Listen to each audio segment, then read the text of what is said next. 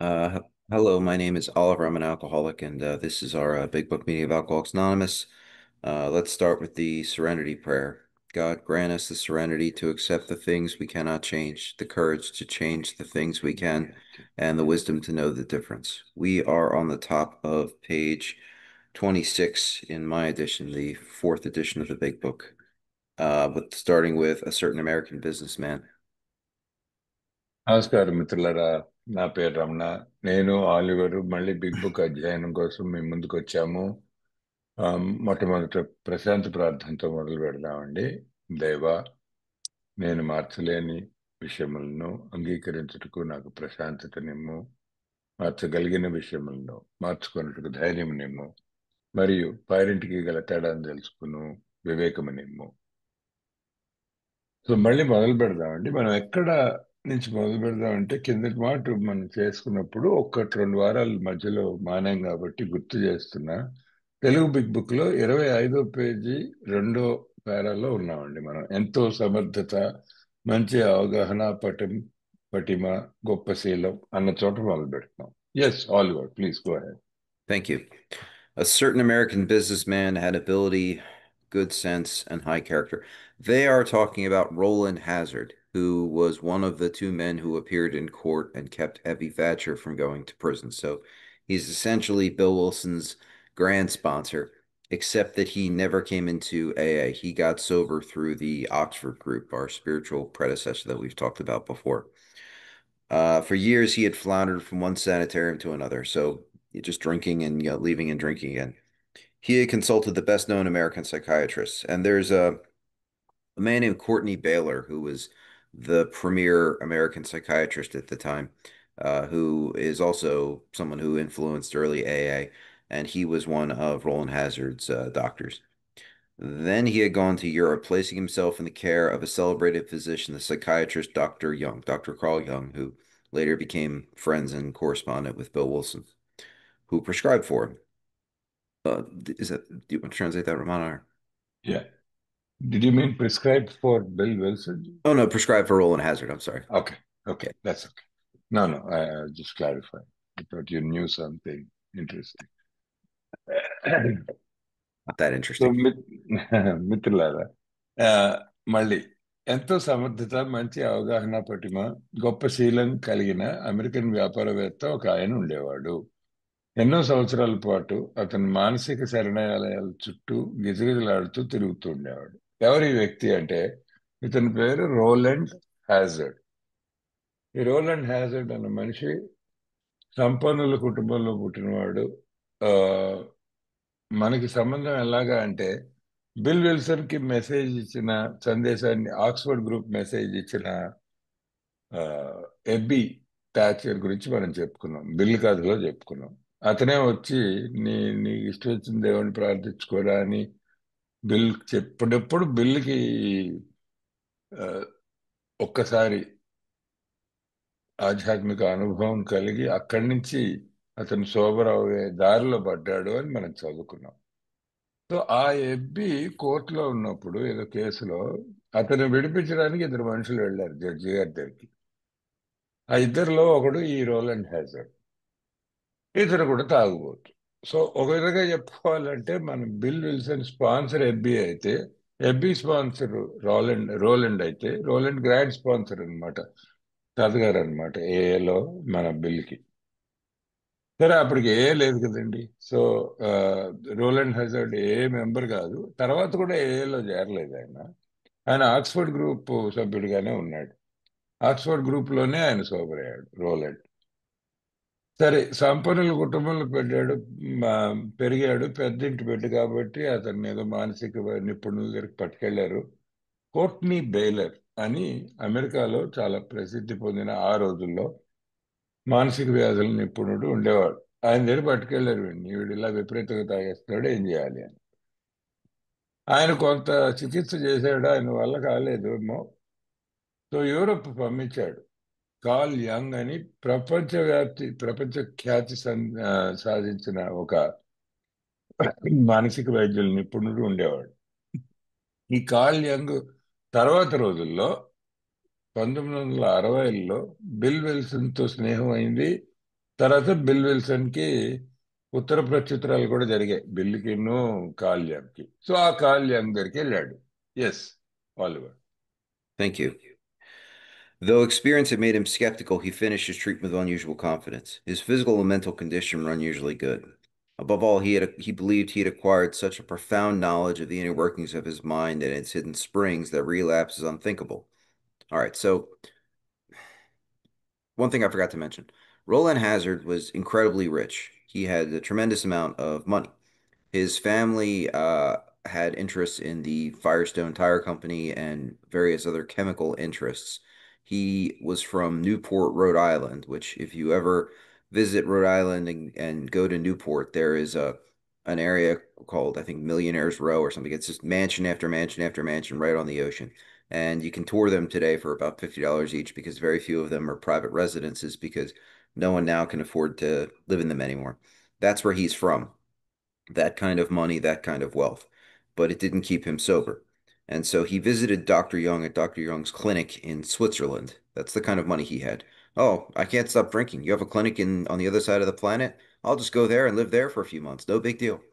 And so he stayed in Dr. Young's clinic in Switzerland, and he believed he acquired this profound knowledge. So in America, there is what we call the treatment industry, and they tell people to do things like watch for your triggers, watch for people, places, and things. And that's what Roland Hazard was getting from this, a knowledge of how his mind works and a knowledge of how he interacted with the world. So if only I don't hang out with these people or I don't go to this place, I'll be all right. Um, Nevertheless, he was drunk in a short time. More baffling still, he gave himself no satisfactory explanation for his fall. What I heard is that he left Switzerland to go by train to the Atlantic Ocean to catch a boat back to America. And he was drunk before the train hit Paris. So the train ride from Switzerland to Paris is not very long, and he was already drunk. Anyway, sorry, go on. Right. So ఈ రోలెండ్ hazard Europe వెళ్ళాడు. Europe లో Switzerland దేశంలో మన curl young గారి దగ్గరికి వెళ్ళాడు. అంటే ఎంత డబ్బు ఉందో చూసుకోండి అతనికి. పెద్దంటి బిడ్డని ఇందాక అన్నాను, చాలా లక్షాధికారి, కోటీశ్వరుడు. ఎందుకంటే ఆ రోజుల్లో మానసిక వ్యాధి ఉంది అంటే డాక్టర్ దగ్గరికి వెళ్ళటమే ఒక పెద్ద విషయం. అలాంటిది అక్కడెక్కడో స్విట్జర్లాండ్ చాలా దూరం, అమెరికా ఖండం ఎక్కడ, యూరోప్ ఖండం ఎక్కడ, అక్కడికి పోయి వైద్యం చేయించడానికి వాళ్ళ కుటుంబం అతన్ని పంపించగలిగిందంటే అతను వాళ్ళకి ఎంత డబ్బు ఉందో ఊహించండి అంటున్నాడు. వాళ్ళకి చాలా ఆ, ఆ, పారిశ్రామికవేత్తలు, డబ్బులు ఉన్నాయి వాళ్ళకి. న్యూపోర్ట్ రోడ్ ఐలాండ్ అన్న న్యూపోర్ట్ అనే ఊరు నుంచి అతను, ఆ ఊర్లో ఇప్పుడు కూడా వెళ్తే అప్పట్లో కోటీశ్వరులంతా ఎక్కడుండేవాళ్ళు, పెద్ద పెద్ద భవంతులు వరుసగా ఉంటాయట. దాన్ని మిలియనర్స్ రో అంటారు, అంటే వరుసగా కోటీశ్వరులు ఉన్న చోటు అని చెప్పి. ఇవాళ రోజున అక్కడ ఆ ఇళ్ళన్నీ ఇళ్ళుగా ఆ, పెట్టుకోవడానికి అంత డబ్బు ఉన్న వాళ్ళు ఎవరు లేరు. కాబట్టి ఇప్పుడు అవన్నీ మ్యూజియంలా తయారయ్యాయట. వెళ్ళి పర్యటన చేయొచ్చు, టికెట్ కొనుక్కొని. ఇలా ఉండేవాళ్ళు అండి డబ్బున్న వాళ్ళు 100 ఏళ్ల క్రితం అని చూపిస్తారు. మనం వెళ్తే టూరిస్ట్ గా వెళ్ళొచ్చు, మనం పర్యాటకులుగా వెళ్ళొచ్చు ఇప్పుడు వెళ్తే. అంత డబ్బున్న వాడు ఈ వ్యక్తి, ఇంతకీ చెప్పొచ్చేది అది. సో వెళ్ళాడు. అప్పటికి ఇప్పటికీ కూడా అమెరికాలో ట్రీట్మెంట్ ఇండస్ట్రీ ఉంది అంటాడు వాళ్ళు. ట్రీట్మెంట్ ఇండస్ట్రీ అంటే మనం తెలుగులో చెప్పుకోవాలంటే చికిత్స ఒక పరిశ్రమ అయిపోయింది.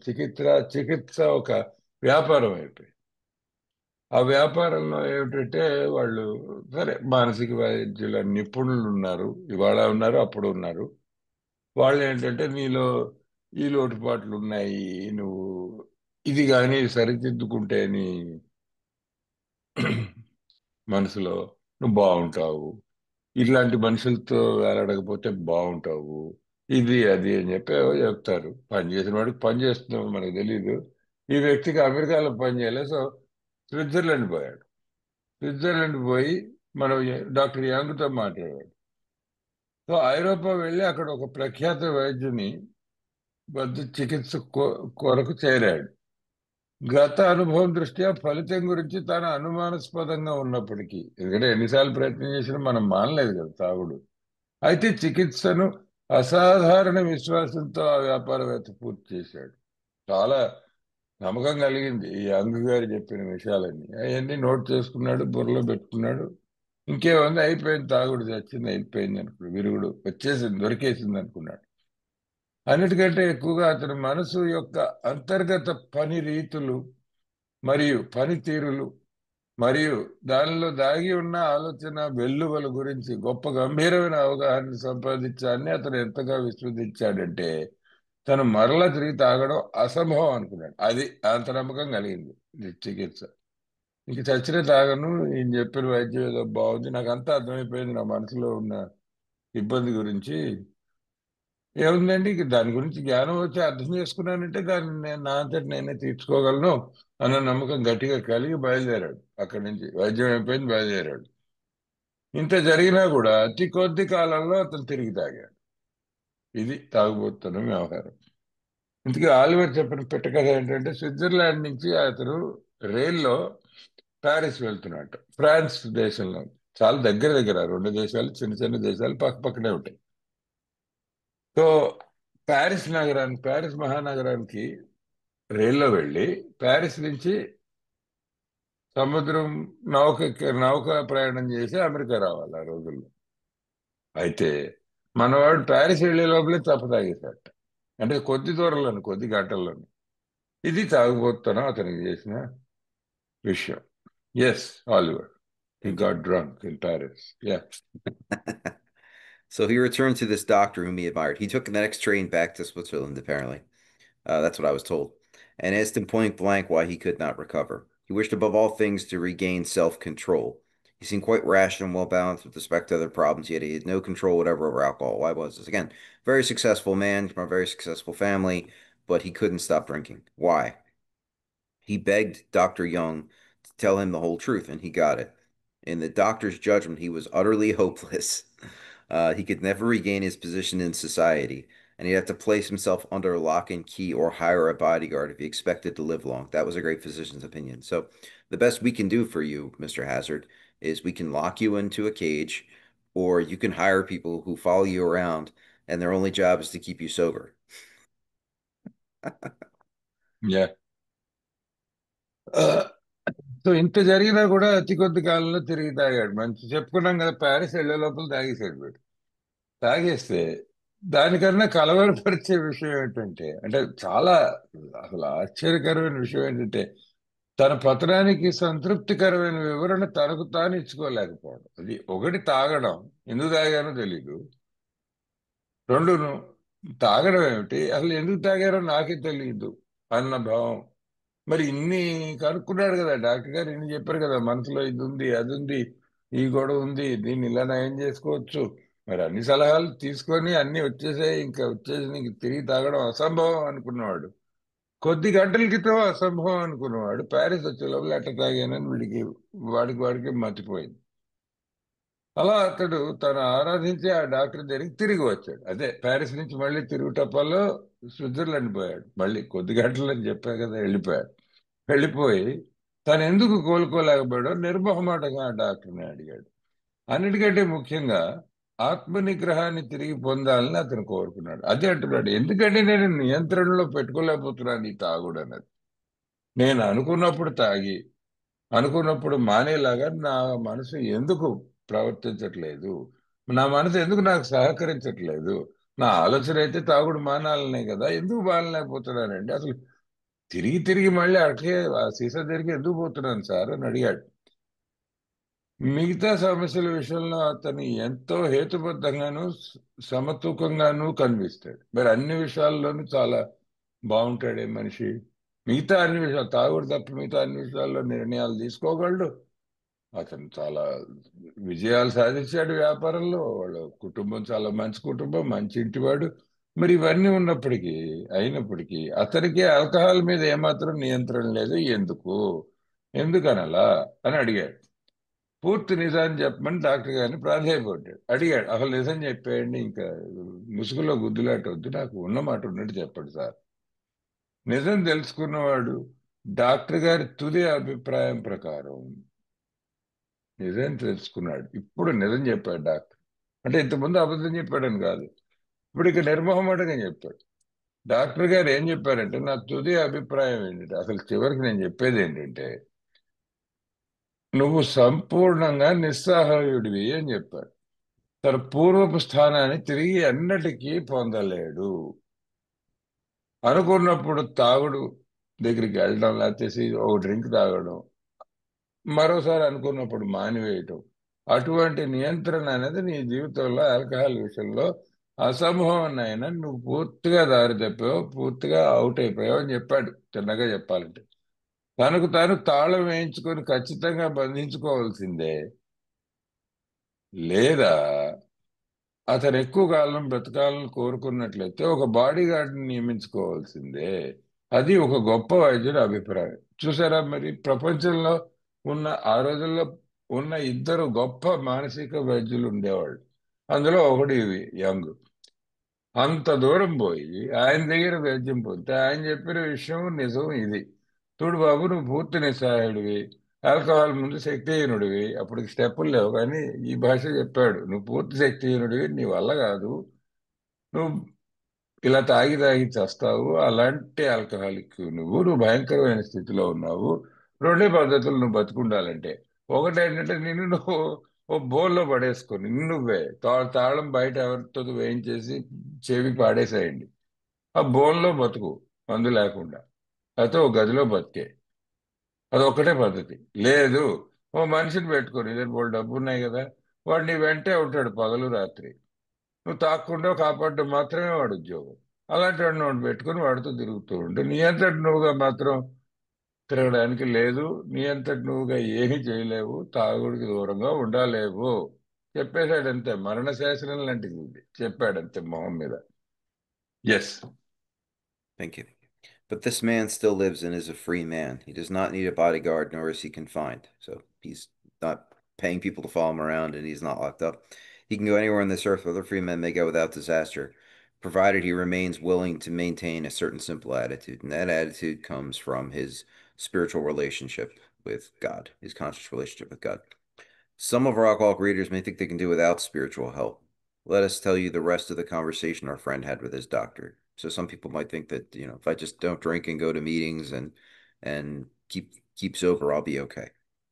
The doctor said, you have the mind of a chronic alcoholic. That's a solution drinker, not someone whose problem is alcohol, but someone whose problem is the way they feel when they are sober and the reason that they keep going back to alcohol.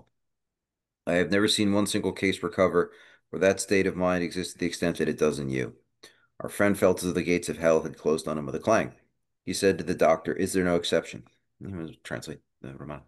Yeah, yeah, yeah.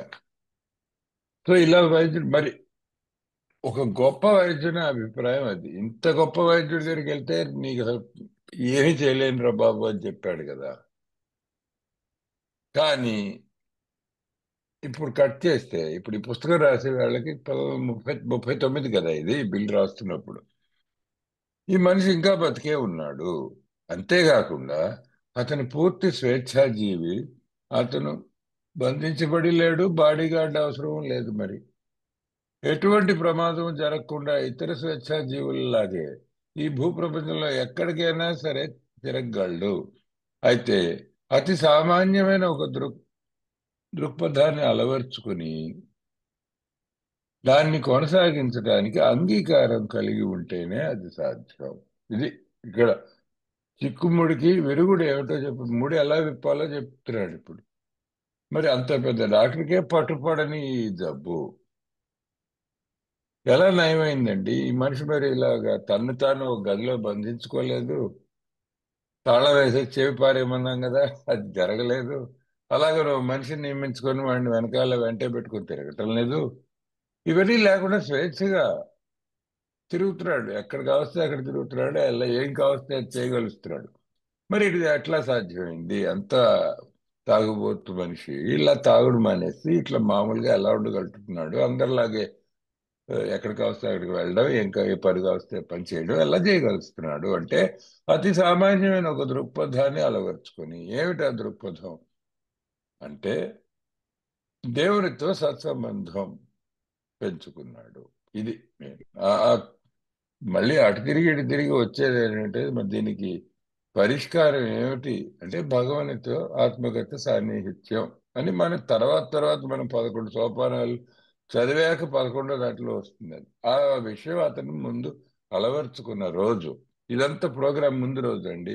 ముందు రోజుల్లో జరిగిన విషయం అని చెప్తున్నాడు. మన తాగుబోతు పాఠకులు కొంతమంది ఆధ్యాత్మిక సహాయం లేకుండా తన సమస్యను పరిష్కరించుకోగలమని అనుకోవచ్చు. అయితే మన ఈ మిత్రుడికి డాక్టర్ గారికి మధ్య సాగిన సంభాషణలో మిగతా భాగాన్ని కూడా మమ్మల్ని చెప్పనివ్వండి. అది ఈ క్షణాన ఈ వాక్యం చదివితే ఆధ్యాత్మికం అని ఎవడని చెబితే భగవంతునితోనో ఉన్నత శక్తితోనో ఆత్మగత సాన్నిహిత్యం సాధించాలరా అలా తప్ప ఇంకో పద్ధతి లేదు అని ఇప్పుడు అన్నాను. అనగానే మీలో కొంతమంది ఏమంటారు, తాగుబోతులు కాబట్టి ముఖ్యంగా తప్పకుండా అంటారు. ఏమిటంటారంటే, బాబోయ్ ఇదంతా ఏదో ఆధ్యాత్మిక సహాయం ఇదంతా ఏదో చాలా విచిత్రంగా ఉందండి ఈ విషయం. నాకు అవన్నీ అక్కర్లేదండి, నా అంతటి నేను మానేస్తానేమో అని అనుకున్న తాగుబోతులు ఉంటారు. అయితే చెప్పనివ్వండి కథ ఏంటో. ఒక ముదిరిపోయిన తాగుబోతు యొక్క భావ లక్షణాలన్నీ నీలో ఉన్నాయి. ఇది డాక్టర్ గారు అన్నట్టు రోలెండ్తో. ఈ దశకు చేరుకున్న నీలాంటి మానసిక స్థితి కలిగిన ఏ ఒకే వ్యక్తి కోలుకోవడం నేను ఎంతవరకు చూడలేదు అన్నాడు డాక్టర్. దీనికి మినహాయింపు ఏదీ లేదా అని డాక్టర్ని అడిగాడు. అది నీ నీ మనసు ఎలా ఉందంటే ముదిరిపోయిన తాగుబోతు అన్నారు. ముదిరిపోయిన తాగుబోతు క్రానిక్ ఆల్కహాలిక్ అన్నాడు అండి ఇంగ్లీష్ లో. క్రానిక్ అంటే ఏంటంటే ఆ నీకు నిన్ను వేడనే జబ్బు ఉంది, నిన్ను పట్టుకొని ఉంది ఆ జబ్బు. ఎంత కాలం గడిచినా నిన్ను వేడిన జబ్బు క్రానిక్ జబ్బు. ఇప్పుడు ఉదాహరణకి షుగర్ వ్యాధి ఉందండి, డయాబెటీస్ వ్యాధి ఉంది. అది క్రానిక్ డిసీజ్. ఎందుకంటే ఒకసారి వచ్చిందంటే ఇంక చచ్చే వరకు పోదు అది. దాన్ని అదుపులో పెట్టుకోవడమే తప్ప అది నయం అవడం అన్న విషయం లేదు అసలు. డయాబెటీస్ తో నయం అయ్యే విషయం లేదు. మాత్రలు వేసుకుంటూ జీవితం అంతా గడపచ్చు, లేకపోతే ఇన్సులిన్ తీసుకుని గడపచ్చు, అవి వేరే విషయం. కాకపోతే అది క్రానిక్ జబ్బు లక్షణం. నీకు ఆ లక్షణాలు ఉన్నాయా, భావ లక్షణాలన్నీ ముదిరిపోయి తాగుపోతుంటే నిన్ను వీడని జబ్బు ఈ పట్టుకుంది నిన్ను, ఇది చచ్చే వరకు వదిలే పరిస్థితి లేదు అని చెప్పాడు. చెప్తే వీడికి చాలా భయం వేసింది. అంటే ఇంకంతేనా, ఇది ఒక మరణ శాసనమా, లేకపోతే ఇంకా నరకం తలుపులు తెరుచుకున్నాయి నాకు, తెరుచుకుని ఏదో గేట్ పడిపోయింది, నేను నరకంలో ఉన్నానని చెప్పేశాడు డాక్టర్. ఇంత పెద్ద డాక్టర్ అలా చెప్పేశాడు. ఇంకా నా పని అయిపోయిందా అని చెప్పి, సార్ దీనికి మినహాయింపు ఏది లేదా అని ఒక్కసారి కోరాడు. Yes, Oliver. Thank you. Yes, replied the doctor, there is. Exceptions to cases such of yours as yours have been occurring since early times. Here and there, once in a while, alcoholics have had what are called vital spiritual experiences. Vital here means life-giving. To me, these occurrences are phenomena. Phenomena means that they take place. They're not common, but they happen. It's sort of like someone getting struck by lightning. Does it happen? Yes. Will it happen to you? Almost certainly not. You could live 6 lifetimes and not get struck by lightning once, but people do occasionally. And that's the way it is with spiritual experiences. If you look through history, you'll find people who had them. Let me just explain this. They appear to be in the nature of huge emotional displacements and rearrangements. Ideas, emotions, and attitudes, which were once the guiding forces of the lives of these men, are suddenly cast to one side. I don't care about you. It's all about me. Me, me, me, me, me. What about me? All about me. Those ideas get thrown out and a complete new set of conceptions and motives begin to dominate them. So all of a sudden it's about God and the next man, God and the next man, God and the next man, God and the next man. In fact, I have been trying to produce some such emotional rearrangement within you. This is the moral psychology that Dr. Silkworth talked about. With many individuals, the methods which I employed are successful, but I've never been successful in alcohol of your description. So if I, and forgive me, I'm from America, so I mostly know Western examples. I'm sure if I knew Indian history better or knew of the history of Hinduism, I could give uh, better examples for you. But within Western Europe, there are specific examples of people who were alcoholics and recovered before AA. For example, supposedly Saint Ignatius of Loyola was an alcoholic. He was a mercenary, chronic drunkard who committed at least one act of manslaughter and then was injured in a battle, had a visitation from angels on what he thought was his deathbed, and miraculously recovered and proceeded to spend the rest of his life as a priest, founding the Jesuit order. An example I read recently, a sponsee gave me a book called The Way of the Pilgrim about a Russian Orthodox pilgrim. And in that book, which was written in the 19th century, he encountered a Russian soldier who described alcoholism. He was like, I lost my career because I was drinking. I got demoted. I went to a military prison. And then someone told me to read the gospel every time I thought about drinking. And I've been reading the Bible, reading the New Testament every time I think about drinking. And that's kept me sober for 20 years. And, I'm doing well. I've married. I've gotten promoted again. So there are examples in history of people recovering without AA. They are very rare. And it's sort of like if you want to power your house, you can put a lightning rod on the roof and wait for lightning to strike and let the lightning power your house, or you can hook it up to the electric system and let the power company power your house. That's the difference I draw between waiting for a spiritual experience from random, like from God, just to strike me, and waiting and doing it in AA. Like, I mean, obviously God brought me to AA through pain, but AA takes that experience that was like a lightning flash and it grows it and it nourishes it and it turns it into something more solid. But before AA, we didn't have that. We didn't have that opportunity. We just had to trust that when the opportunity from God hit us, that somehow the mechanism for taking advantage of that was going to be in place within the person. And it was very rare for people to recover because that was such a rare set of circumstances. Anyway, sorry to ramble. No, it's all good. So దీనికి మినహాయింపు ఏం లేదా అండి అని అడిగారు.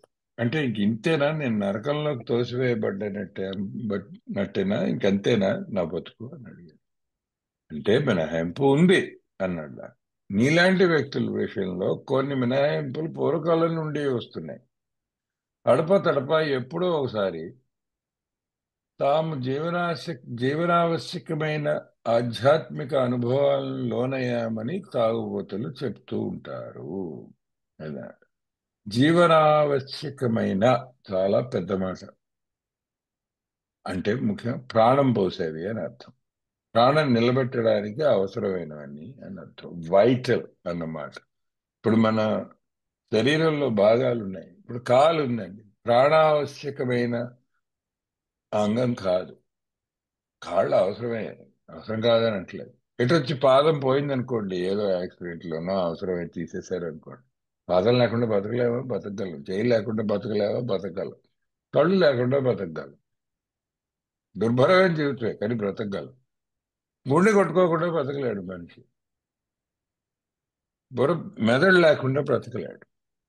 ఇవి ప్రాణావశ్యకమైన భాగం.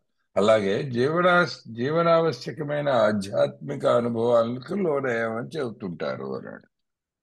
అంటే ఇవి వాళ్ళ ప్రాణం నిలబెట్టే ఆధ్యాత్మిక అనుభవాలు కొంతమందికి అక్కడక్కడ జరుగుతూ, ఏకి చాలా పూర్వం నుంచి, ఎప్పటి నుంచో పాత రోజుల నుంచి కూడా ఇవి జరుగుతూనే ఉన్నాయా.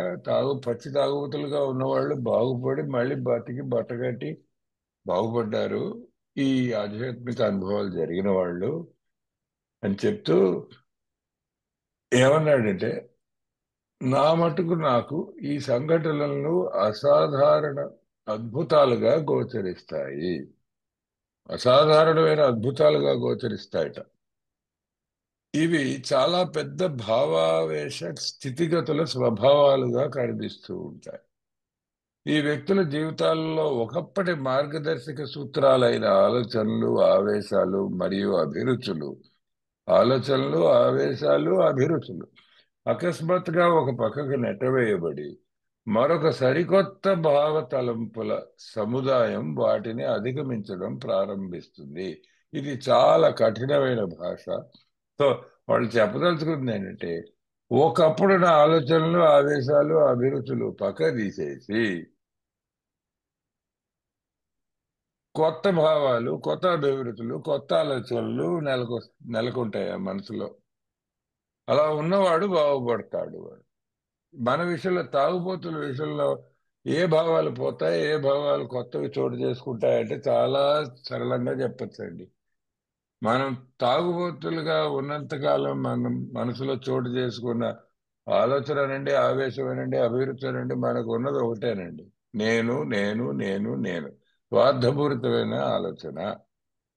అదే మనం ఇంత ముందు కూడా అనుకుంటుంటాం చాలాసార్లు.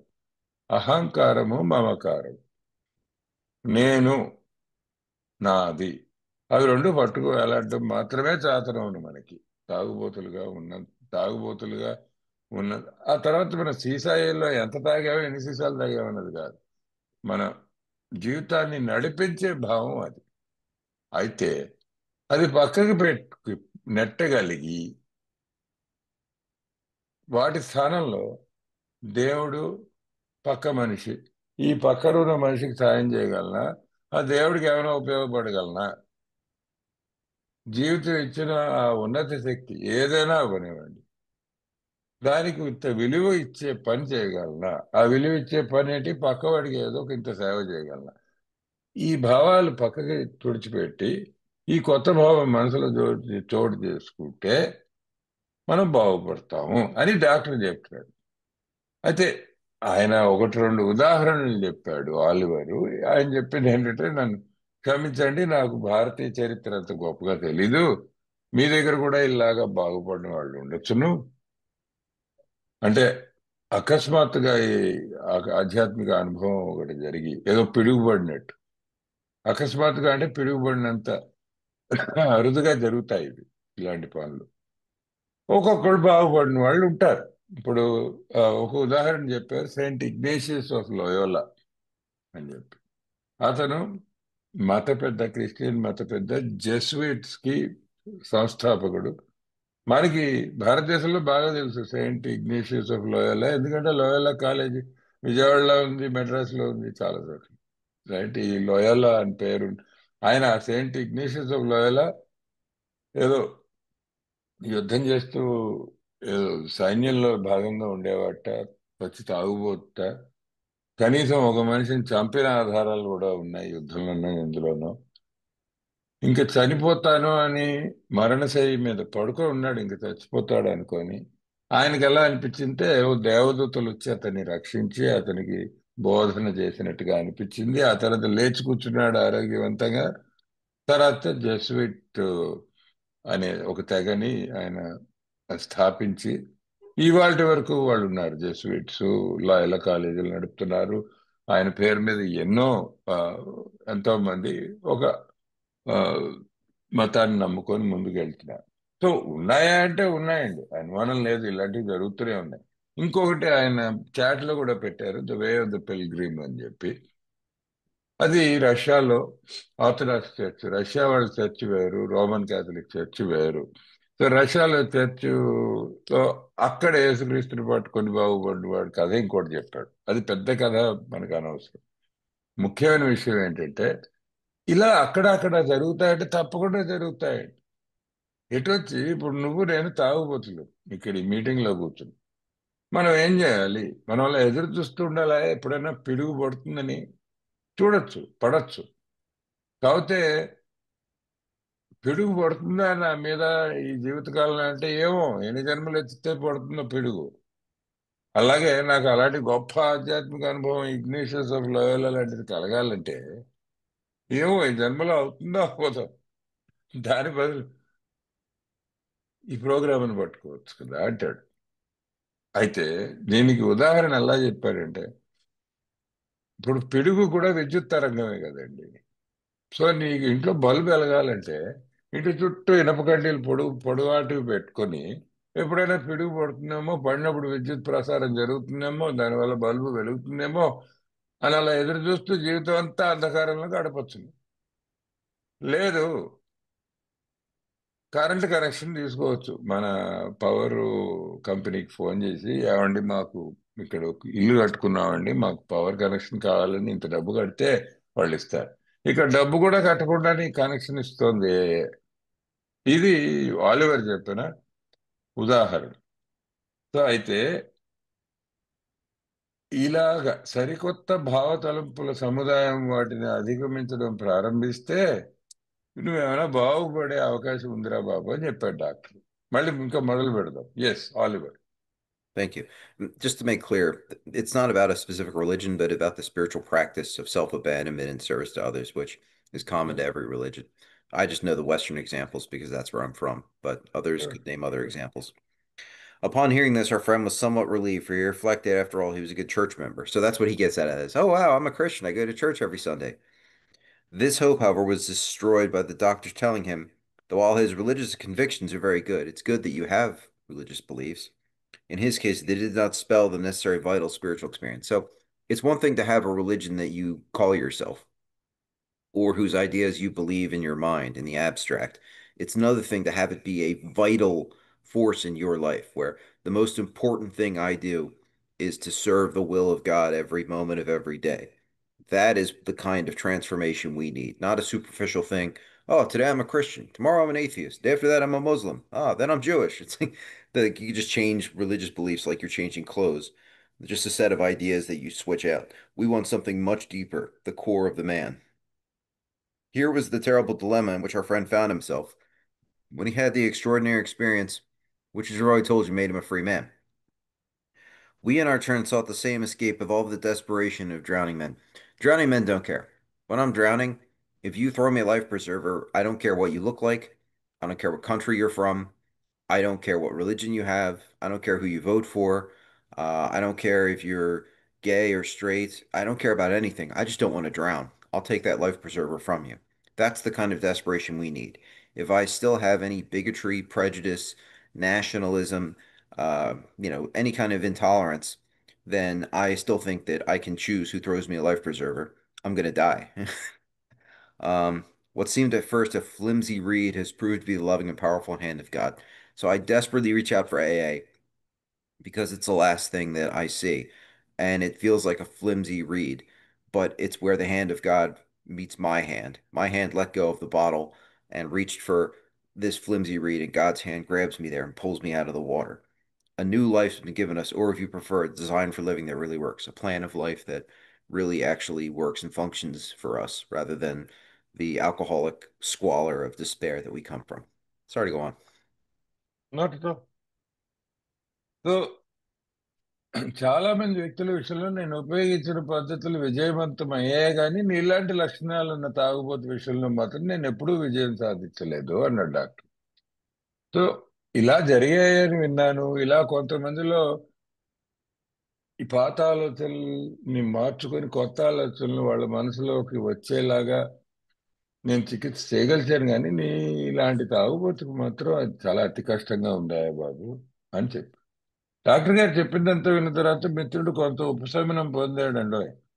ఎందుకంటే అతను ఒక మంచి చర్చ్ సభ్యుడు. అది చర్చిలో చాలా మంచివాడిని. పొద్దున్న చర్చ్ అనగానే కోట్ వేసుకుని పెడతాను, 9:00 8:55కే పెడతాను, టైంకి పెడతాను, టైంకి వస్తాను, అక్కడ చెప్పిందంతా వింటాను, వాళ్ళు బోధ చేసినప్పుడు అంతా మొత్తం వింటాను ఆ, అని. నేను మంచి క్రిస్టియన్ని కదా, నేను మతంలో మంచి సభ్యుడిని కదా, నాకేదో దారి ఉంటుందిలే అనుకున్నాడు. అయితే అతని మతపరమైన విశ్వాసాలు ఎంత మంచివైనప్పటికీ అతనిలో గొప్ప ఆధ్యాత్మిక అనుభవాలను తీసుకురావడానికి అవసరమైనంతగా అది ఫలితాన్ని ఇవ్వడం లేదని డాక్టర్ గారు చెప్పడంతో అతని ఆ ఆశ పూర్తిగా అణగారిపోయింది.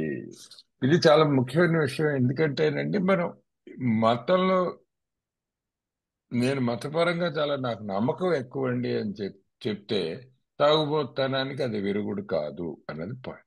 ఇక్కడ మతానికి ఆధ్యాత్మికతకి తేడా చూపిస్తున్నారు. ఇప్పుడు మనలో కూడా చాలా మంది ప్రోగ్రాంకి వచ్చినప్పుడు ఏమండి భగవంతుడితో ఆత్మగత సాన్నిహిత్యం లేకపోతే ఏదో ఉన్నత శక్తిని పట్టుకోవాలండి ఇలా ఎవరో ఒకళ్ళు చెప్పడం జరుగుతుంది మనకి సందేశం ఇవ్వడం. నాకు అసలు చిన్నప్పటి నుంచి భక్తి అండి. అమ్మో, నేను అసలు చెయ్యని హోమాలు లేవండి, నేను తిరగని గుళ్ళు లేవండి, లేకపోతే నేను వెళ్ళని చర్చి లేదండి, ఏ మతం వాళ్ళైనా సరే అనుకుంటాం. అనుకొని అయితే నాకు సులభం అన్నమాట, నాకు సులభ సాధ్యం ఈ ఏ ప్రోగ్రామ్. ఎందుకంటే నేను మొదటి నుంచి దేవుడిని గట్టిగా పట్టుకుని ఉన్నాను చిన్నప్పటి నుంచి కూడా. నువ్వు చిన్నప్పటి నుంచి దేవుడిని పట్టుకున్నావా, ఎన్ని గుళ్ళు చుట్టూ తిరిగావు, ఎన్నిసార్లు గుడికి వెళ్తావు, ఇది కాదు లెక్కలు ఒకరు కాదు కావాల్సింది. ఆత్మగత సాన్నిహిత్యం అంటే ఆధ్యాత్మిక పదంలో నడవడానికి సిద్ధంగా ఉన్నావా, ఆలోచన సరళిలో తేడా రావాలి అని చెబుతున్నాడు కదా.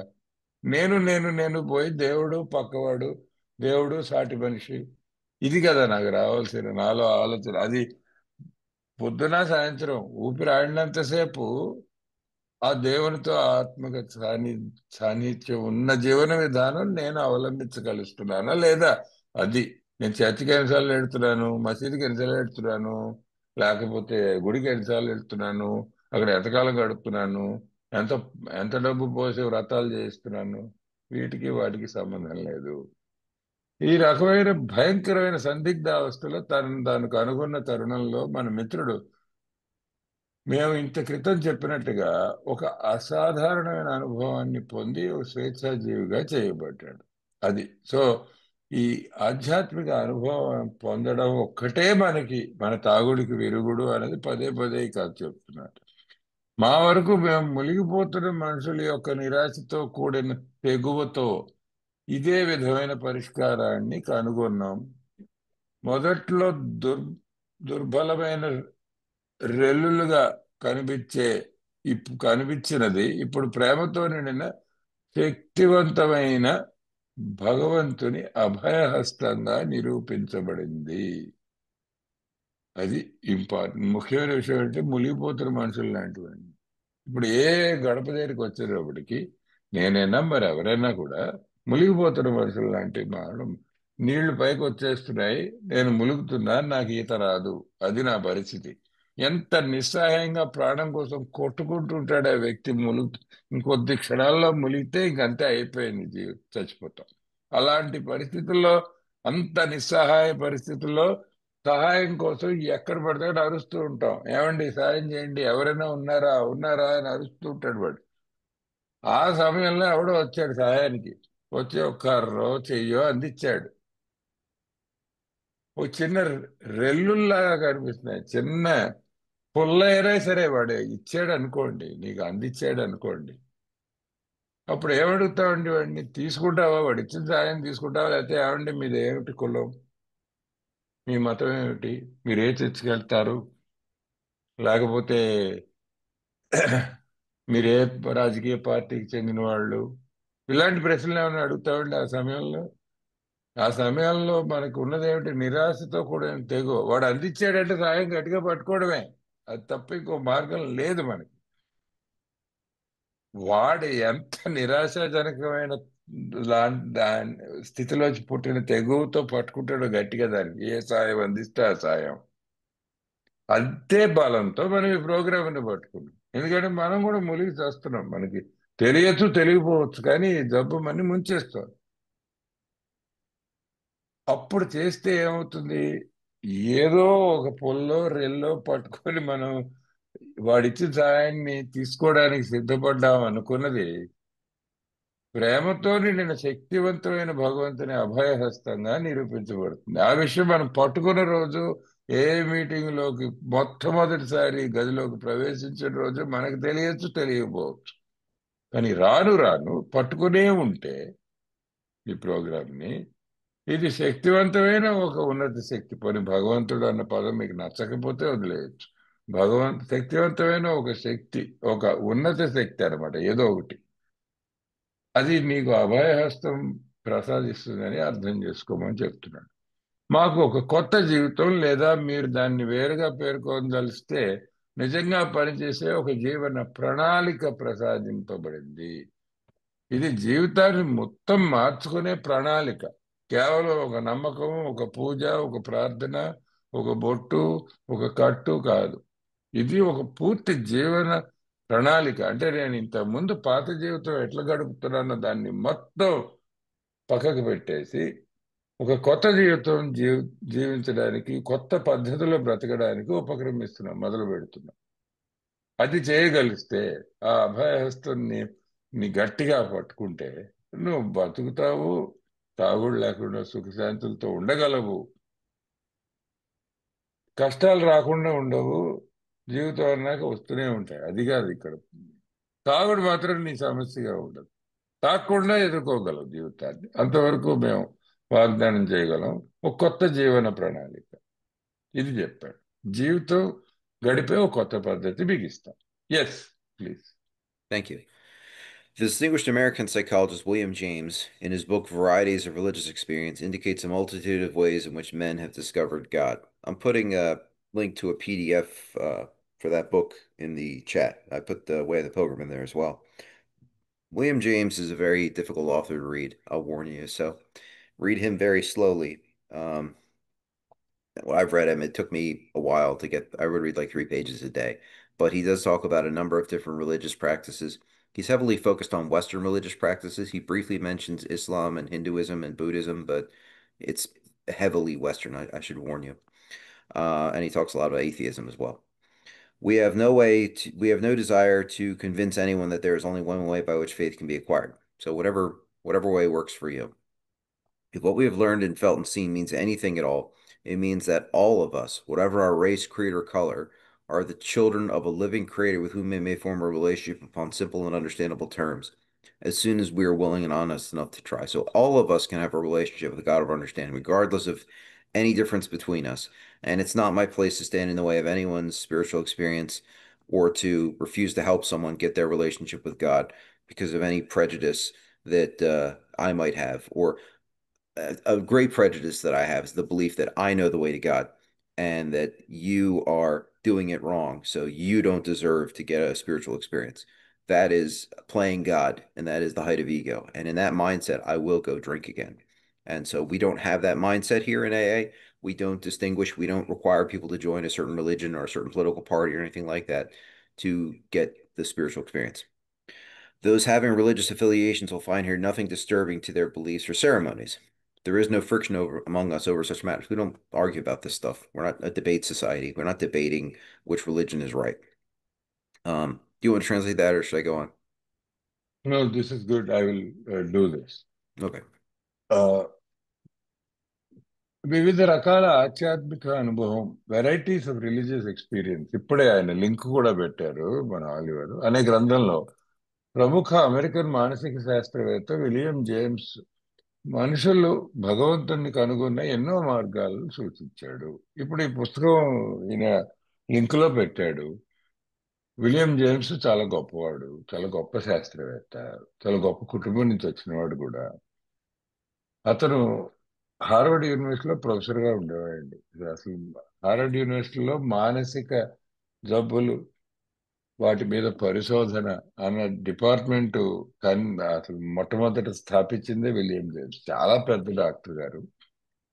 ఆయన ఒక పుస్తకం రాశాడు. ఆ పుస్తకం లింక్ లో పెట్టాడు. అయితే ఇప్పుడు చెప్పొచ్చేది ఏంటంటే, జాగ్రత్త సుమ, అతను చాలా కఠినమైన ఆ, రచయిత. రోజుకి 2-3 పేజీలు చదువుతూ చదువుతూ చేస్తూ ఒకసారి ఆ పుస్తకాన్ని పట్టుపట్టానని ఆలివర్ చెప్తున్నారు మనకి. ఎటొచ్చి ఆ పుస్తకంలో ఏముందో చూద్దాం. ఏముందంటే, మనుషులు భగవంతుణ్ణి కనుగొన్న ఎన్నో మార్గాలు సూచించాడు. మన పుస్తకం చదివినా చదవకపోయినా బిల్లి చదివాడండి. చదివి ఆయనకు అనుకున్నది ఏంటంటే, అందులో మనుషులు భగవంతునికి దగ్గర ఎలా అవుతారని రకరకాల ఉదాహరణలు చెప్పాడు. ముఖ్యంగా చాలా మటుకు చెప్పాలంటే అది ఆయన అమెరికన్ వ్యక్తి కాబట్టి పాశ్చాత్య దేశాల్లో జరిగిన ఈ అనుభవాలనే అక్కడ అక్కడ ఆయన రాసుకుని అవన్నీ చెప్పాడు ఆ ఉదాహరణలు. అక్కడ ఒకటి రెండు ఇస్లాంకి సంబంధించి, ముస్లిం మతానికి సంబంధించి, లేకపోతే హిందూ మతానికి సంబంధించి ఎవరికైనా జరిగి ఉన్నవి ఆయన విన్న కథలు అవిను చెప్పి రాశాడు. విశ్వాసాన్ని పొందడానికి కేవలం ఒక మార్గం మాత్రమే ఉందని ఏ ఒక్కరిని ఒప్పించాలన్న కోరిక మాకు లేదు. ఇది ఆ పుస్తకంలోంచి మనం తీసుకున్న విషయం ఏంటంటే, భగవంతుని చేరుకోవడానికి ఎన్నో మార్గాలు ఉన్నాయి. ఈ మార్గమే సరి, ఈ మార్గం తప్పు, ఇది గొప్ప, ఇది దెబ్బ అని చెప్పడానికి మనకు హక్కు లేదు. అసలు ఆ జోలికి పోం మనం ఏలో. ఇది ముఖ్యమైన విషయం. అసలు ఆ జోలికి పోకల్లా. ఇప్పుడు నీ మతం ఏమిటని ఎవ్వడు అడగడు ఏ మీటింగ్కి వచ్చినప్పుడు. అలాగే భగవంతుడికి ఈ మార్గమే సన్మార్గం, అది దుర్మార్గం అని చెప్పడానికి మనం ఎవరమండి? అది చెప్తున్నాడు ముఖ్యంగా ముందు నుంచి. ఎందుకంటే ఎప్పుడైతే మతం ప్రసక్తి వచ్చిందో మనుషుల్లో కొన్ని ఒక పక్షపాత భావం ఉంటుంది సహజంగా చాలా మందికి. ముఖ్యంగా కుటుంబం కుటుంబంలో ఏమాత్రం మతంతో పెరిగిన వాళ్ళు ఎవరైనా ఉంటే, ఇవి ఎలాంటివంటే ఈ భావాలు, దీన్ని తెలుగులో చెప్పాలంటే ఆ, పక్షపాతం అని చెప్పచ్చు, ప్రెజిడీస్ అన్నమాట. అవిచారితమైన అభిప్రాయం అని కూడా అంటాం. అంటే విచారించకుండా, దాని గురించి ఆలోచన లేకుండా నా మతం గొప్పది, నీ మతం దెబ్బది అనే ఒక భావం మన మనసులో చిన్నప్పటి నుంచి, చాలా చిన్నప్పటి నుంచి చోటు చేసుకుంటుంది. అవి పక్కన పెట్టండి అని పాపం పదే పదే ప్రాధేయపడుతున్నారు. ఎందుకంటే తాగుబోతుగా ఉండి కూడా మనకి పొగరికి ఎంత తక్కువ ఉండదు.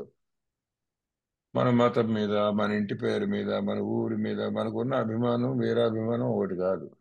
అవన్నీ పక్కన పెట్టాయా అని ఎందుకు చెప్తున్నాడంటే, మేము తెలుసుకున్నది దానికి, భావించిన దానికి, మరియు చూసిన దానికి ఏమైనా అర్థం ఉంటూ ఉంటే అది మన జాతి, తెగ, రంగు ఏదైనప్పటికీ మనం అందరం సృష్టికర్త యొక్క బిడ్డలమేనని మనం కోరుకుని నిజాయితీతో ప్రయత్నించిన వెంటనే ఆయనతో ఒక సరళమైన మరియు అవగాహనకు అందుబాటులో ఉండే నియమాలతో కూడిన స్నేహపూరితమైన బాంధవ్యం ఏర్పాటు చేసుకోవచ్చును అని. సో మేము తెలుసుకున్నది ఇదండి అని చెప్తాడు. చాలా పొడవైన వాక్యం అది. చివరికి చెప్పేది అంటే, ఏమండి మనం ఏ మతానికి చెందిన వాళ్ళమైనా, ఏ దేవుణ్ణి పూజించుకున్నా, అసలు దేవుణ్ణి పూజించని నాస్తికుడైనా, ఏదో ఒక ఉన్నత శక్తికి ఒక నమ్మకం ప్రకటించి ఒక ప్రార్థన చేసుకోగలిగి ఆ ఉన్నత శక్తి తలంపులో కాస్త సమయం గడిపి సాటి మనిషికి సాయం చేసే సేవాభావం అలవర్చుకుంటే మనం అందరం ఒక సృష్టికర్త బిడ్డలు అనుకుంటే పోలా. వాడు ఆ దేశం వాడు, వాడు ఈ రంగు వాడు, వీడు తెల్ల తొక్కవాడు, వీడు నల్ల తొక్కవాడు, వీటి వల్ల ఈ గొడవలు స్పర్ధలు తప్ప మనకి ఏమి వచ్చాయి ప్రపంచంలో, చరిత్రలో చూసుకుంటే. ఇప్పుడు నేనున్నానండి, ఆయన చెప్పలే కానీ నేను చెబుతున్నా. నేను భారతీయుడిని.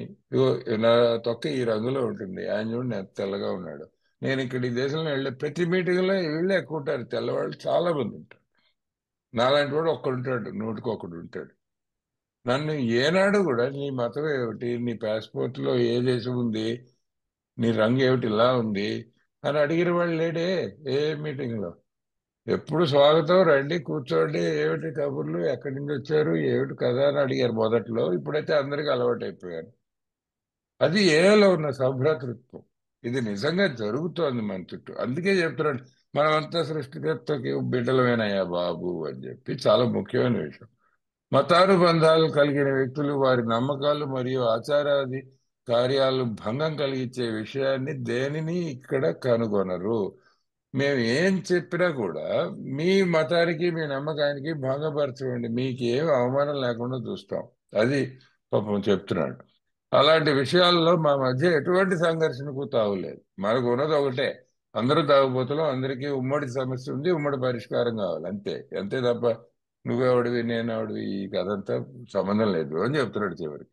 Yes, Hollywood. Thank you. I'm going to just read to the end of the chapter if that's okay. I don't have very much to add other than in the first paragraph. We think Sure. it no thanks. We think it no concern of ours what religious bodies or members identify themselves with as individuals, that this should be an entirely personal affair which each one decides for himself in the light of past associations or his present choice. So if I was raised Christian, I can stay Christian. If I was raised Christian, but now I want to be Jewish or Muslim or Zoroastrian or whatever, I can choose that. That's my present choice.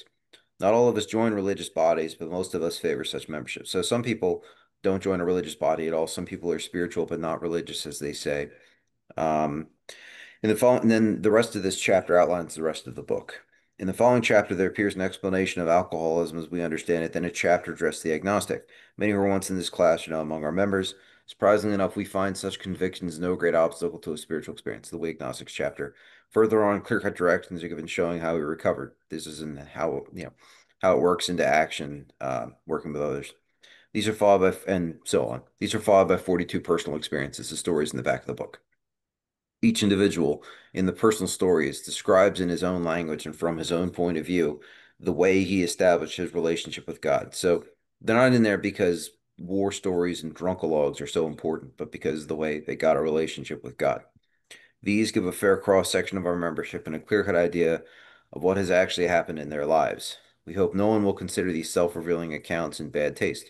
Our hope is that many alcoholic men and women desperately in need will see these pages, and we believe that it is only by fully disclosing ourselves and our problems that they will be persuaded to say, yes, I am one of them too. I must have this thing. So the hope is that you'll read the stories and identify with some of the people in them and think that if it can work for that person, it can work for me. So ఇప్పుడు అధ్యాయం చివరి వరకు చదువుకుందాము. మూడు నాలుగు పేరాలు మిగిలాయి. ఇందులో పెద్ద ఆ, వివరించాల్సింది ఎక్కువ లేదు అంటూ ఇప్పుడు చదువుతున్నారు. వ్యక్తిగతంగా ఎటువంటి మత సంస్థల్లో మా సభ్యులు సంబంధాలను కలిగి ఉన్నా అది మాకు సంబంధించింది కాదు అని మేము భావిస్తాం. గత సంబంధాలను బట్టి గాని లేదా అతని ప్రస్తుత ఎంపిక బట్టి గాని ప్రతి వ్యక్తి తను తానుగా నిర్ణయించుకోవలసిన వ్యక్తిగత వ్యవహారం అది. మాలోని అందరూ మత సంస్థల్లో చేరరు, కానీ చాలా మంది అటువంటి వాటిలో సభ్యత్వాలు పొందడానికి ఇష్టపడతారు. సరే, మీ మతం మీదండి, మీ దేవుడు మీ దేవుడు, మీ నమ్మకాలు మీవి, మాకు మీ నమ్మకాలతో సంబంధం లేదు. మీరు ఏ మతానికి చెందిన వాళ్ళని ఎవరు అడగరు, మాకు అసలు అనవసరం. ఆధ్యాత్మిక కార్యక్రమానికి మీ మతపరమైన నమ్మకాలకి అసలు సంబంధం లేదండి అని చెబుతారు. తరువాత అధ్యాయంలో ఇక్కడి నుంచి పుస్తకంలో ఈ మున్ముందు ఏం చదవబోతున్నాం అని చెబుతున్నాడు. తర్వాత అధ్యాయంలో మేము అర్థం చేసుకున్న రీతిలో త్రాగుబోతనం గురించి వివరించబడింది. అది తాగుబోతనం గురించి ఇంకొంచెం వివరణ ఇస్తామండి. ఇంకొకసారి మీకు జబ్బు గురించి పూర్తిగా మన లక్షణాలు అవలక్షణాలు అన్ని కూడా మీకు పూర్తిగా వివరంగా చెప్తామండి. ఆ తర్వాత అధ్యాయంలో భగవంతుని ఉనికిని నిరూపించలేము అనే వారి కోసం, ఆ 4వ అధ్యాయం అది. సో మనలో చాలా మంది ఈ కోవకు చెందిన వాళ్ళు అనేక మంది ప్రస్తుతం మా సభ్యులుగా ఉన్నారు. చాలా మంది వచ్చినప్పుడు ఇదే అంటామండి. భగవంతుడు ఏదో పూజ చిన్నప్పుడు చేయమన్నా అని చేసాం కానండి, నా మటుకు నాకు నిరూపించలేం కదండి దేవుడు ఉన్నాడని మనం ఆ, రుజువు చేయలేం కదండి. మరి రుజువు చేయలేనప్పుడు ఉన్నాడా లేడా అండి? ఇలాంటి అనుమానాలు నాకు ఉన్నాయండి. ఉన్నాయా? మంచిది, రా, నీకు 4వ అధ్యాయం చదివి వినిపిస్తానని చెప్పాలి స్పాన్సర్. ఆశ్చర్యం కలిగించేలా ఆధ్యాత్మిక అనుభవానికి అటువంటి విశ్వాసాలు పెద్ద ప్రతిబంధకం ఏమీ కాదని మేము అనుకున్నాం. ఇంతకీ చెప్పేది ఏంటంటే, అదంతా చదివాక మీకు తెలిసేది ఏంటంటే, అనుమానాలు అన్నీ ఉండొచ్చు, ఏవి తప్పులేదు. మనిషి అన్నాక అనుమానం లేకుండా ఎలా ఉంటుంది? దేవుడు ప్రత్యక్షం అయ్యేంత వరకు ఉన్నాడా లేడా అని అనుమానం ఉంటూనే ఉండొచ్చు. అది పర్వాలేదు. దానికి మీ స్వస్థత కార్యక్రమానికి రికవరీకి ఏమి అడ్డు రాకుండా చూసుకోండి అని 4వ రాసామండి అని చెప్తున్నాడు. ఇంకా మేము ఎలా కోలుకోగలిగామో తెలియపరుస్తూ స్పష్టమైన వివరణలు ఇవ్వబడ్డాయి. అది 5, 6 అధ్యాయాల్లో పూర్తిగా మన ప్రోగ్రాం మొత్తం, మన సోపానాల కార్యక్రమం మొత్తం వివరించామని చెప్తున్నాడు. సోపానాలు అన్న పదం వాడలేదు కానీ కార్యక్రమం అని చెప్తున్నాడు కదా, వివరణలు ఇవ్వబడ్డాయని చెప్తున్నాడు కదా. వీటి తర్వాత 43 అనుభవాలను ఇక్కడ ఉన్నాయి. ఎడిషన్ బట్టి మారుతుంటుంది, అది వివరించబడ్డాయి. ఏమిటి కథలు. మన బాబు పీడకల నుంచి మొదలు పెట్టుకుని బోల్డ్ మంది తాగుబోతుల కథలు. దేవుడితో తమ బాంధవ్యాన్ని ఏర్పరచుకున్న విధానాన్ని ప్రతి ఒక్కరూ తన వ్యక్తిగత కథనంలో తమ సొంత భాషా శైలి మరియు తమ సొంత దృక్పథంలో వివరించారు. ఇవి మన సభ్యత్వ సమూహ స్వరూపానికి సంబంధించి సరిపడినంత వివరాలు తెలియజేస్తాయి. అలాగే వారి జీవితాల్లో ఏం జరిగిందన్న దాని గురించి స్పష్టమైన అవగాహనలు కలిగిస్తాయి. అది కథలు చెప్పుకుంటాం మనం. ఏలో గట్టిగా చెప్పాలంటే ఏం చెప్తామండి అంటే, నా కథ నీకు, నీ కథ నాకు చెప్పుకొని ఒకళ్ళనొకళ్ళు కోలుకునే ప్రయత్నం, సహాయం చేస్తాం. మనం సహాయం ప్రయత్నం చేస్తాం. ఎందుకు పని చేస్తుంది అంటే, ప్రతివాడు తాగుపోతే ఎటు వచ్చి వాడు తాగిన చోటు వేరవచ్చు, వాడి కథ వేరవచ్చు. వాడి కథ వినాలి, తర్వాత వాడు ఎలా కోలుకున్నాడు అన్న కథ. ఇవాళ వాడు ఉన్నత శక్తితో ఎటువంటి సత్సంబంధం ఎలా ఏర్పరచుకున్నాడు, ఆ సాన్నిహిత్యం ఎలా ఏర్పరచుకున్నాడు అన్న కథ మనం వింటే మనకు కూడా మన కథ స్ఫురిస్తుంది. మనకు కూడా మరింత మన ప్రోగ్రాం బలపడుతుందని నమ్మకం. స్వీయంగా వెల్లడించిన ఈ అనుభవాలు ఎవరు చెడుగా అర్థం చేసుకోరని మేము ఆశిస్తున్నాం. నిరాశ చెంది సహాయం కోసం అలమటిస్తున్న చాలా మంది త్రాగుబోతులైన స్త్రీ పురుషులు ఈ పుటలను చూస్తారని ఆశిస్తున్నాం. అది నేనేవో కథలు చెప్తాను. నా కథల్లో కొన్ని ఎబ్బెట్టుగా ఉంటాయి, అసహ్యకరమైన సంఘటనలు ఉంటాయి. ఎందుకంటే నేను చేసిన పనులు కొన్ని అలాంటివి ఉన్నాయి. మరి నా కథలో నేనంటే ప్రతి తాగుపుచ్చుకుంటే నా మటుకు నేను చెప్పుకోగలను. అయితే ఇదేంటి ఇలాంటి విషయాలన్నీ చెప్తున్నాడేంటి, వీడు చేసిన పెంట పనులన్నీ నాకు ఎందుకు చెప్తున్నాడు అని అనిపించవచ్చు. అయితే చెడుగా అర్థం చేసుకోకండి సార్. ఎందుకు చెప్తున్నారంటే ఈ కథ పూర్తిగా పచ్చిగా ఎందుకు చెప్తున్నారంటే నిరాశ చెంది సహాయం కోసం అలమటిస్తున్న వాడి కోసం చెప్తున్నా. ఎందుకంటే నేను అలా వచ్చాను, నాకు అలా ఫస్ట్ లో పచ్చిగా ఎబ్బెట్టుగా అనిపించినా విన్నాను మీ కథ. అప్పుడు అనిపించింది, ఏమనిపించింది, మా గురించి మరియు మా సమస్యల గురించి మేము పూర్తిగా వెల్లడించిన తర్వాత మాత్రమే అలా పచ్చిగా ఏది వదిలిపెట్టకుండా ఒక తాగుబోతు నాకు కథ చెప్పినప్పుడే నాకేమనిపించాలి, ఏమనిపించింది రమణకి, అవును నేను వాళ్ళల్లో ఒకరినే, నాకు అటువంటి అనుభవం కావాలి అని ఒప్పించబడతారని విశ్వసిస్తున్నాం. ఇది చివరికి ఈ ఒక ఆల్కహాలిక్ మరొక ఆల్కహాలిక్ తో మాట్లాడడం ఎందుకు అంటే ఆ కొత్త మిత్రుడికి ఈ భావం కలగాలి, అవును నేను వాళ్ళలో ఒకరిని. మొదటి విషయం ఏంటంటే నేను ఒంటరిని కాను అని. నేను తాగు నేను ఏకి రాకముందు నా పెద్ద నమ్మకం ఏంటంటే, నా మనసులో నమ్మకం, నేను ఒక్కడనే ప్రపంచంలో ఈ సమస్యతో బాధపడిపోతున్నాను, మరి ఎవ్వరికి లేదు, అందరూ సుఖంగా బతికేస్తున్నారు, నేను ఒక్కడే ఇలా పిచ్చివాళ్ళ తాగి చేస్తున్నాను, ఏమిటవుతుందో నాకు అర్థం అవ్వట్లేదు, గోచరించట్లేదు అని చాలా బాధపడుతుండేవాడిని. ఇక్కడికి వచ్చి చూస్తే మీరంతా కనబడ్డారు. అమ్మ, వీళ్ళందరూ కూడా నాలాంటి వాళ్ళే, నేనెంత తాగుబోతున్నా వీళ్ళు అంతే తాగుబోతులు అని అర్థమైంది. అప్పుడు అనిపించింది నేను వీళ్ళల్లో ఒకరిని, నేను 10 మందిలో ఒకడిని అన్న దాంట్లో చాలా బలం ఉంది. నాకు అటువంటి అనుభవం కావాలి, ఆశ ఆశ కలిగింది. మీకు అలాంటి ఆధ్యాత్మిక అనుభవం కలిగి మరి మీరు బాగుపడ్డారు అని చెబుతుంటే నాకు కలగాలని ఒక స్ఫూర్తి కలుగుతుంది కదా. అదే అండి పుస్తకం, మిగిలిన పుస్తకం ప్రణాళిక అని చెప్తున్నాడు. ఇక్కడతో ముగిద్దామని ఆలివర్ అంటున్నారు. Yes Oliver, do have anything to add or do you want pray, what is your plan Um, here? let's let's just close with this responsibility pledge. I am yes sir. responsible when anyone anywhere reaches out for help. I want the hand of A always to be there, and for that I am responsible. Thank you. Thank you Oliver. ఒక్కసారి మళ్ళీ బాధ్యత గురించి గుర్తు తెచ్చుకుంటూ మనం ముగిద్దాం ఈ వారానికి అని చెబుతున్నారు. మళ్ళీ వారం కూడా చేసుకుందామండి. మళ్ళీ శనివారం సాయంత్రం కూడా మీ ముందు ఉందామని ఇద్దరం ఇప్పుడే మీటింగ్ ముందు మాట్లాడుకున్నాం. సో మళ్ళీ వారం కలుద్దాం. ఈ లోపల ఇదిగో, నేను బాధ్యుడను. ఎవరైనా ఎక్కడైనా ఎప్పుడు సహాయం కోరినా ఏ యొక్క సహాయ హస్తం ఎల్లప్పుడూ అతడు ఉండాలని నేను కోరుకుంటాను. అందుకు నేను బాధ్యుడను. Karan, we can stop the